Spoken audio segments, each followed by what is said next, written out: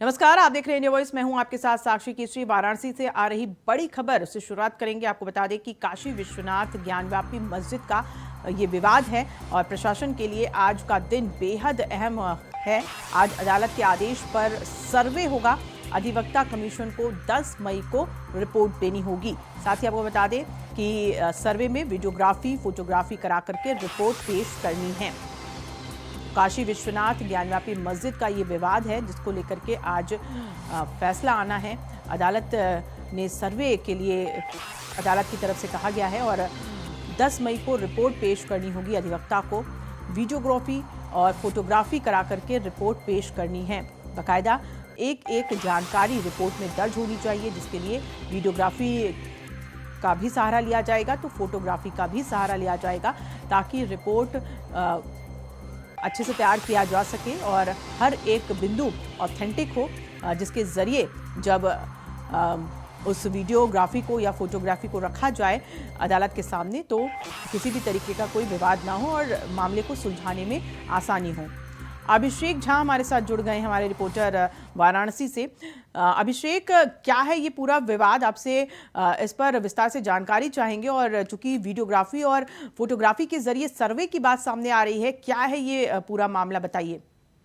देखिए, काशी विश्वनाथ मंदिर और ज्ञानवापी का विवाद कोई नया विवाद नहीं है, बहुत पुराना विवाद है और इससे जुड़े हुए कुल 5 मामले वाराणसी और इलाहाबाद हाईकोर्ट से लेकर के करीबन 5 मामले लंबित हैं। उसमें से एक मामला है श्रृंगार गौरी दर्शन और श्रृंगार गौरी और अन्य विग्रहों के दर्शन पूजन का, जो कि अगस्त 2021 में रेखा शर्मा और अन्य 4 महिलाओं ने जो है वो दर्ज कराया था और मांग की थी कि श्रृंगार गौरी का जो नियमित दर्शन पूजन है उसकी इजाजत उन्हें दी जाए। उसी मामले को लेकर के वाराणसी सिविल जज रवि कुमार दिवाकर के बेंच में ये आदेश दिया कि 5 महिलाओं के साथ, वादी और प्रतिवादियों के साथ उस जगह की बाकायदा वीडियोग्राफी और फोटोग्राफी कराई जाएगी। एक अधिवक्ता कमीशन अजय कुमार मिश्रा को नियुक्त किया गया है, जिनकी देखरेख में यह पूरी प्रक्रिया होनी है और उसकी रिपोर्ट 10 मई को रवि कुमार दिवाकर के जज के बेंच के सामने उनको वहां पे रखनी है। तो इसी को लेकर के विवाद है कि आखिर मस्जिद प्रीमाइसेस के अंदर में गैर मुस्लिम प्रवेश करें या न करें। अब बात यहाँ पे आती है इस मामले को लेकर के कि श्रृंगार गौरी की लोकेशन क्या है।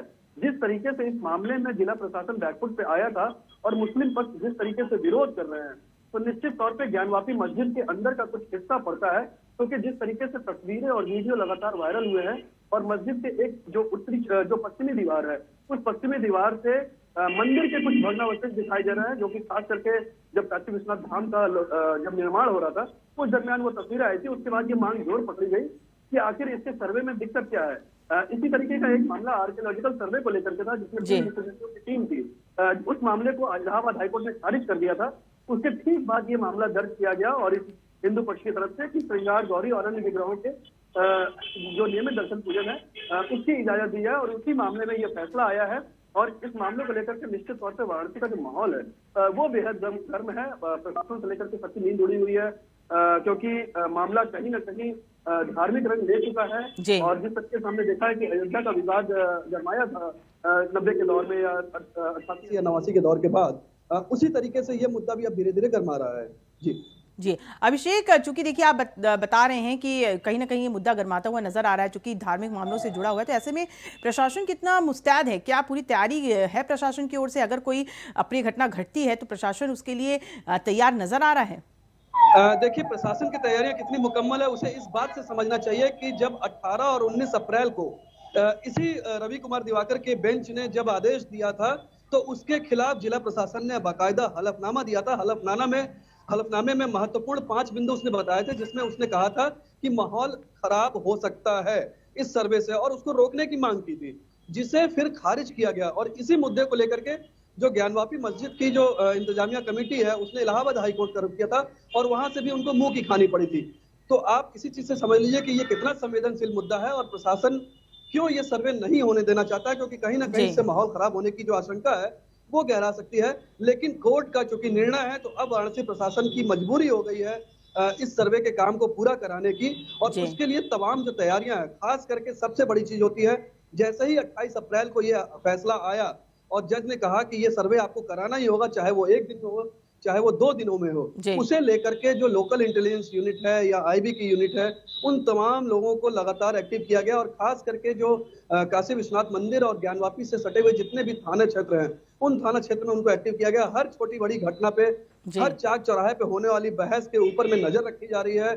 सोशल मीडिया अकाउंट से लेकर के तमाम जो सर्विलांस है, इलेक्ट्रॉनिक सर्विलांस वो किया जा रहा है। साथ ही साथ अगर फोर्स की बात करूं, तो जो हमारे पास सूत्रों से कल खबर आई है कि पैरामिलिट्री फोर्स और जो पीएससी की यूनिट है, उनको जी। स्टैंड बाय पे रखा गया है। आज दोपहर में 3 बजे ये कार्रवाई होनी है और निश्चित तौर पे जो पुलिस कमिश्नर है यहाँ के ए सतीश गणेश, वो खुद इस पूरे मामले की मॉनिटरिंग करेंगे, मौके पे मौजूद रहेंगे। तो निश्चित तौर पे प्रशासन के लिए एक बड़ी चुनौती है, क्योंकि मामला कहीं न कहीं मंदिर और मस्जिद के विवाद से जुड़ा हुआ है और मस्जिद के अंदर में प्रवेश करने को लेकर के है। तो निश्चित तौर पे कहीं न कहीं मामला संवेदनशील है और प्रशासन पूरी तरह संजीदगी के साथ अपनी तैयारियों को मुकम्मल करने में जुटा हुआ है। बिल्कुल जी। अभिषेक, आप आगे भी नज़रें बनाए रखिएगा, आगे भी आपसे जानकारी हम लेंगे इस पर क्या चूंकि जो क्या आप बता रहे हैं कि 3 बजे तक सर्वे की शुरुआत होगी और उस वक्त क्या माहौल होगा, आपसे ज़रूर जानना चाहेंगे। फिलहाल बहुत शुक्रिया हमारे साथ जुड़ने के लिए और तमाम जानकारी साझा करने के लिए। तो जैसा कि अभिषेक ने बताया कि 3 बजे का समय दिया गया है सर्वे का, अदालत की तरफ से सर्वे को लेकर के जो है आदेश दिए गए हैं और इस सर्वे के बाद अधिवक्ता कमीशन को 10 मई को रिपोर्ट देनी होगी और वीडियोग्राफी और फोटोग्राफी के जरिए ये सर्वे होने हैं और ऐसे में प्रशासन के पास बड़ी चुनौती है इस सर्वे को करवाने के लिए। लेकिन देखना होगा कि प्रशासन की कितनी तैयारी है और कितनी शांतिपूर्ण तरीके से ये सर्वे कराया जाता है। चलिए आगे बढ़ते हैं और दूसरी बड़ी खबर का रुख कर लेते हैं। बता दें कि आज अयोध्या दौरे पर रहने वाले हैं मुख्यमंत्री योगी आदित्यनाथ, जहां हनुमानगढ़ी रामलला के दर्शन भी करेंगे मुख्यमंत्री योगी आदित्यनाथ। बताया जा रहा है कि दोपहर 12 बजे मंडलीय समीक्षा बैठक करेंगे सीएम योगी और 19,000 करोड़ की परियोजनाओं की प्रगति की समीक्षा बैठक आयोजित की गई है, जहां पर मुख्यमंत्री योगी आदित्यनाथ मौजूद रहेंगे। वहीं दोपहर 2:30 बजे मलिन बस्ती में भोज का आयोजन भी किया गया है, जहां पर मुख्यमंत्री योगी आदित्यनाथ पहुंचेंगे और भोज का आनंद लेंगे। आज ये अलग अलग कार्यक्रम है। मुख्यमंत्री योगी आदित्यनाथ के अयोध्या के दौरे पर हैं और समीक्षा बैठक करेंगे, लेकिन उससे पहले हनुमानगढ़ी और रामलला के दर्शन करेंगे। उसके बाद समीक्षा बैठक का आयोजन किया गया है, वहां पर शिरकत करेंगे और उसके बाद दोपहर 2:30 बजे बताया जा रहा है कि मलिन बस्ती में भोज का आयोजन किया गया है, जहां पर मुख्यमंत्री योगी आदित्यनाथ पहुंचेंगे और दोपहर के भोजन को ग्रहण करेंगे। प्रियम पाठक हमारे साथ जुड़ गए हैं ज्यादा जानकारी के साथ। प्रियम, चूंकि अयोध्या के दौरे पर है मुख्यमंत्री योगी आदित्यनाथ और अलग अलग कई कार्यक्रमों में शिरकत करने वाले हैं, किन मायनों में आज का ये दौरा खास है मुख्यमंत्री का? देखिए, अयोध्या के इस दौरे को कई महीनों में खास माना जा रहा है। मुख्यमंत्री योगी आदित्यनाथ उत्तराखंड के दौरे पे थे और वहां से आकर वो सीधे अब जो है वो अयोध्या के दौरे पे जा रहे हैं। आज सुबह वो 10:55 पर जो है वो अयोध्या पहुंचेंगे, जहां पर वो हनुमानगढ़ी में हनुमान जी का जो है दर्शन पूजन करेंगे, आशीर्वाद लेंगे। उसके बाद 11:15 बजे राम जन्मभूमि पर जो है वो पहुंचेंगे और वहां पे दर्शन पूजन करेंगे पूर्वाह्न। इसके बाद जो उनका दूसरा कार्यक्रम है वो 11:15 बजे वो अयोध्या मंडल के विकास कार्य को लेकर, कानून व्यवस्था को लेकर जो समीक्षा बैठक है उसको करेंगे। विजन डॉक्यूमेंट्री है उसके प्रस्तुतिकरण को देखेंगे। तो ये आज का एक अहम कार्यक्रम रहने वाला है। इसके बाद 12:35 पर वो मलिन बस्ती में जाएंगे, जहां पर वो भोजन करेंगे। 1:30 बजे मंत्री समूह के साथ में विकास कार्यों का स्थिति निरीक्षण करेंगे। तो ये आज का कार्यक्रम मुख्यमंत्री का रहने वाला है। जी प्रियम, चूंकि समीक्षा बैठक भी बुलाई गई है, परियोजनाओं की प्रगति को लेकर के ये समीक्षा बैठक है, क्या खास है इस समीक्षा बैठक में? क्या क्या चर्चाएं कुछ होने वाली हैं? क्या मुद्दे रखे जाएंगे इस समीक्षा बैठक में? कोई जानकारी? देखिए, जो ये निरीक्षण का जो मंत्रियों के साथ समूह है उसमें विकास कार्य जो अयोध्या में किए जा रहे हैं उसका क्या स्थलीय वहां पे विकास हो रहा है, तो उसकी जमीनी हकीकत जानने को लेकर वहां पर व्यवस्थित समीक्षा करेंगे। कितना काम हो गया, कितना काम बाकी है, आगे क्या और बेहतर करना है, किस तरीके से करना है, इन सभी चीजों को लेकर। और उससे पहले जो बैठक होनी है वो मंडल की होनी है। अयोध्या मंडल के विकास कार्य क्या क्या हो रहे हैं, कानून व्यवस्था को लेकर क्या कुछ वहां पे अभी जो है चल रहा है, इसको लेकर विजन डॉक्यूमेंट का जो है वो प्रस्तुतिकरण जो है उसको भी वो देखेंगे कि आगे को लेकर क्या प्लान है। शाम को 4 बजे वो महाराणा प्रताप की जो मूर्ति है उसका अनावरण भी करेंगे, जो सितार घाट पर बनी गई है। और 5:15 बजे जो है वो संतों से भेंट करेंगे, जो साधु संत समाज के जो लोग हैं उनसे वो मुलाकात करेंगे। सर्किट हाउस अयोध्या में ये मुलाकात होगी।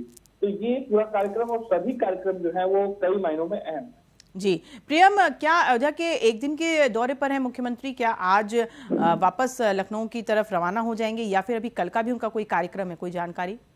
देखिए, अभी आज जो उनका प्रोग्राम उनके ऑफिस की तरफ से जारी किया गया है वो अभी अयोध्या का जारी किया गया है और आज एक दिवसीय अयोध्या के दौरे का है। अयोध्या के बाद में वो वापसी उनकी राजधानी लखनऊ होगी और लखनऊ के बाद में जो है वो गोरखपुर की तरफ भी जो है वो जा सकते हैं, जहाँ पर वो जो शनिवार और इतवार और 2 दिन जो है वो गोरखपुर में रह सकते हैं। तो ये फिलहाल अभी, हालांकि इसको लेकर ऑफिशियली जानकारी उनके ऑफिस से नहीं भेजी गई है, लेकिन जो उम्मीद है उसके मुताबिक वो अयोध्या में रहेंगे आज और उसके बाद वहां से वो गोरखपुर के लिए रवाना। जी प्रियम, बहुत शुक्रिया तमाम जानकारी देने के लिए। और देहरादून से इस वक्त की बड़ी खबर का रुख करेंगे। कांग्रेस उपाध्यक्ष जोत सिंह बिष्ट ने इस्तीफा दे दिया है। पार्टी में चल रहे गतिरोध को लेकर के जोत सिंह बिष्ट ने इस्तीफा दिया। बताया जा रहा है कि जोत सिंह बिष्ट खफा थे पार्टी से। ये बड़ी खबर देहरादून से आपको बता रहे हैं। जोत सिंह बिष्ट ने सोशल मीडिया पर अपनी पीड़ा को लिखा है और कहा है कि पार्टी के सभी दायित्व और प्राथमिक सदस्यता से इस्तीफा दे रहा हूं। ये बड़ी खबर, कांग्रेस उपाध्यक्ष जोत सिंह बिष्ट ने इस्तीफा दे दिया है। पार्टी के सभी दायित्व और प्राथमिक सदस्यता से इस्तीफा दे दिया है और कहीं ना कहीं खफा चल रहे हैं कांग्रेस पार्टी से। उनका कहना है कि कांग्रेस के अंदर ही जिस तरीके से भीतरघात चल रहा है और पार्टियों में जो है पार्टी के खिलाफ कहीं ना कहीं कोई ना कोई हलचल देखने को मिल रही है और पार्टी से कहीं ना कहीं खफा बताए जा रहे हैं जोत सिंह बिष्ट और इसी वजह से उन्होंने इस्तीफा दे दिया कांग्रेस पार्टी से। और खुद उन्होंने सोशल मीडिया पर एक पोस्ट में अपनी पीड़ा को लिखते हुए बताया कि पार्टी के सभी दायित्व और प्राथमिक सदस्यता से इस्तीफा दे रहा हूं। तो पार्टी में चल रहे गतिरोध को लेकर के जोत सिंह बिष्ट खफा है, ये बताया जा रहा है। जानकारी मिल रही है कि नाराजगी थी उनकी कांग्रेस पार्टी से और इसी वजह से उन्होंने पार्टी का दामन छूट दिया है, इस्तीफा दे दिया है। पार्टी के सभी दायित्व और प्राथमिक सदस्यता से इस्तीफा दे दिया है। ये बड़ी खबर देहरादून से।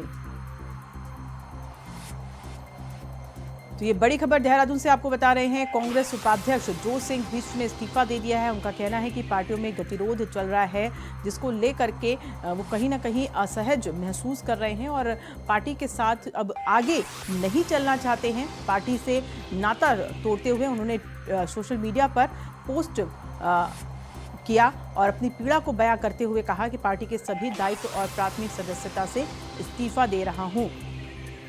और ये कहते हुए उन्होंने कांग्रेस पार्टी का दामन छोड़ दिया है। तो एक बड़ा झटका, क्योंकि कांग्रेस उपाध्यक्ष थे जोत सिंह बिष्ट और कहा जाता है कि एक अच्छी पकड़ रखते हैं कांग्रेस पार्टी में, लेकिन क्योंकि कांग्रेस पार्टी में चल रहे अंतरकलह किसी से छिपी नहीं है और लगातार ये इस बात का खुलासा भी होता रहा है कि कांग्रेस में ही कई गुट बटे हुए हैं और शायद इन्हीं गुटों के बंटवारे के से तंग आकर के जोत सिंह बिष्ट ने इस्तीफा दे दिया कांग्रेस पार्टी से।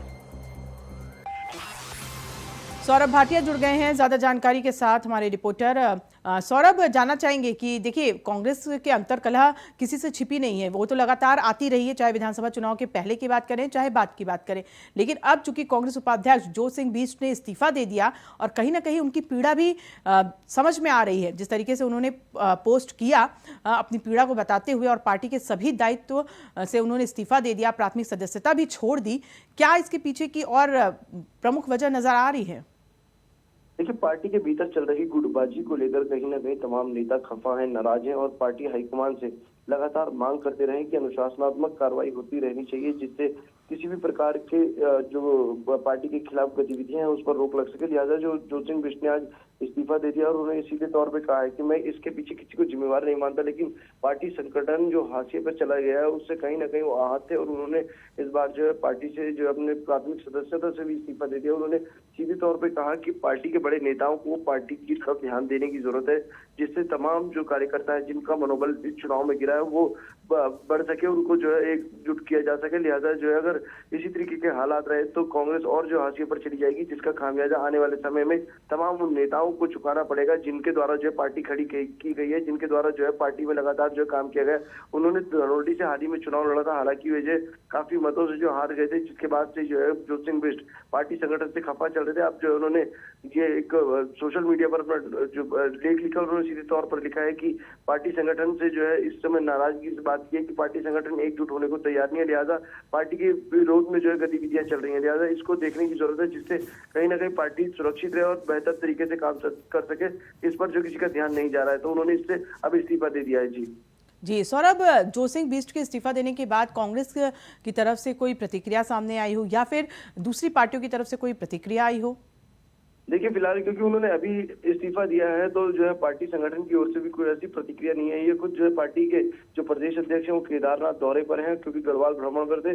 उस दौरान भी जोत सिंह बिष्ट उनके साथ थे। इस तरीके की कोई भी बात जो सामने नहीं आई थी। एकाएक आज उन्होंने सोशल मीडिया पे जो पोस्ट लिखा है उससे कहीं ना कहीं पार्टी संगठन असहज दिखाई दे रहा है। पार्टी संगठन के जो लोग हैं अभी फिलहाल कुछ बोलने को तैयार नहीं है। यहाँ जैसे ही जो थोड़ा समय निकलेगा जरूर जो है पार्टी की तरफ से प्रतिक्रिया भी आएगी और जो विपक्ष भी उस पर सवाल जरूर खड़े करेगा। जी सौरभ, बहुत शुक्रिया तमाम जानकारी साझा करने के लिए। रुक रहे एक छोटे से ब्रेक के लिए, फौरन लौटेंगे। खबरों का सिलसिला आगे भी जारी है। अब ब्रेक के बाद फिर से आप सभी का स्वागत है। लखनऊ से आ रही बड़ी खबर का रुख कर लेते हैं। आपको बता दें कि यूपी की गांवों को स्मार्ट बनाने की कवायद तेज हो गई है। मुख्यमंत्री योगी आदित्यनाथ के आदेश के बाद सरकारी आदेश जारी किया गया है। अपर मुख्य सचिव ने पंचायती राज निदेशक को आदेश की कॉपी भेज दी है। ग्राम पंचायत, ग्राम सचिवालय को इंटरनेट की सुविधा मिलेगी। सचिवालय के 50 मीटर के दायरे में ग्रामीणों को फ्री वाईफाई की सुविधा भी दी जाएगी। यूपी के गांवों को स्मार्ट गांव बनाने की कवायद तेज हो गई है। मुख्यमंत्री योगी आदित्यनाथ गांवों को स्मार्ट गांव बनाना चाहते हैं, जिसको लेकर के काम भी शुरू कर दिया गया है। बता दें आपको कि इंटरनेट की सुविधा दी जाएगी ग्राम पंचायत, ग्राम सचिवालय को, और पंचायती राज निदेशक को आदेश की कॉपी भेज दी गई है कि उन्हें मुफ्त में वाईफाई की सुविधा दी जाएगी और इंटरनेट से लैस किया जाएगा गांवों को भी, ताकि गांव भी स्मार्ट बन सके। तो यूपी के गांवों को स्मार्ट बनाने की कवायद तेज हो गई है। मुख्यमंत्री योगी आदित्यनाथ ने आदेश दे दिए हैं।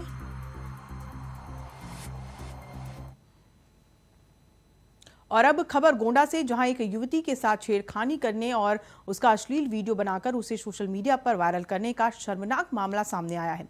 आरोप है कि 3 युवकों ने एक युवती के साथ न सिर्फ अश्लील हरकत की, बल्कि विरोध करने पर उसके मंगेतर के साथ मारपीट भी की और इस पूरे घटनाक्रम का वीडियो बनाकर उसे सोशल मीडिया पर वायरल भी कर दिया। पीड़िता की मां इसकी शिकायत लेकर थाने पहुंची तो पुलिस कार्रवाई करने के बजाय उसे दबाने में जुट गई। फिलहाल मामला आला अफसरों तक पहुंचने के बाद 3 आरोपियों के खिलाफ केस दर्ज कर लिया गया है। उन्हें गिरफ्तार भी किया गया है। मामले की जांच अपर पुलिस अधीक्षक को सौंप दी गई है।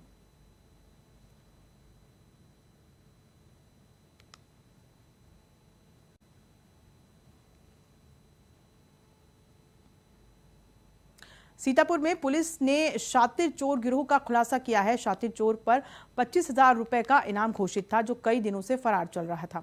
फिलहाल पुलिस ने आरोपी चोर को गिरफ्तार कर लिया है। बता दें कि आरोपी पर चोरी, जानलेवा हमला और गैंगस्टर जैसे गंभीर धाराओं के करीब आधा दर्जन मुकदमे दर्ज हैं। तो शातिर चोर गिरोह का पर्दाफाश किया पुलिस ने, एक बड़ी कामयाबी पुलिस के हाथ लगी। कई दिनों से ये बदमाश फरार चल रहा था। 25,000 का इनाम भी इस बदमाश पर घोषित था, लेकिन पुलिस इसे पकड़ने में नाकाम रही थी। लेकिन अब जाकर के पुलिस को कामयाबी हाथ लगी और इस शातिर चोर को गिरफ्त में लिया पुलिस ने।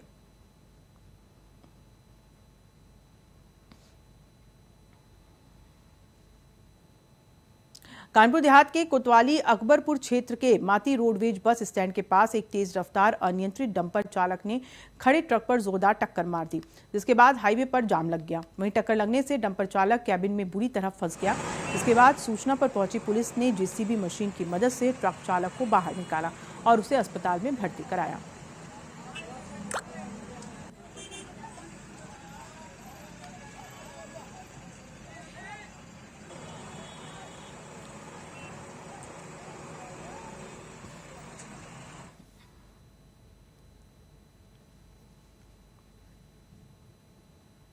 बिजनौर के अफजलगढ़ थाना क्षेत्र के NH 74 पर तेज रफ्तार 2 बसें आपस में टकराई, जिससे एक AC बस में अचानक आग लग गई, जिसमें एक बस जलकर राख हो गई। वहीं बस में सवार यात्रियों ने कूदकर अपनी जान बचाई। वहीं हादसे में 2 लोग गंभीर रूप से घायल हो गए हैं। बताया जा रहा है कि ये प्राइवेट AC बस नेपाल बॉर्डर से लुधियाना जा रही थी। और ये तस्वीर देखिए, AC बस में अचानक से आग लगी और आग ने AC बस को अपनी चपेट में ले लिया। धू-धू करके धुआं नजर आ रहा है। साथ ही आपको बता दें कि AC बस जलकर खाक हो गई। बिजनौर की ये तस्वीर है जहां पर AC बस में अचानक से ही आग लग गई। हालांकि राहत की बात है कि यात्रियों ने कूद करके अपनी जान बचा ली, तो इसमें जान का नुकसान नहीं हुआ, बस जलकर खाक हो गई। कॉर्बेट टाइगर रिजर्व के कालागढ़ रेंज में बाघ दिखाई देने से क्षेत्रवासियों में डर का माहौल बना हुआ है। वन विभाग इसको लेकर के अलर्ट मोड पर नजर आ रहा है। बता दें कि कालागढ़ में रामगंगा नदी के पास शमशान घाट के करीब एक बाघ दिखाई देने से लोग दहशत में हैं।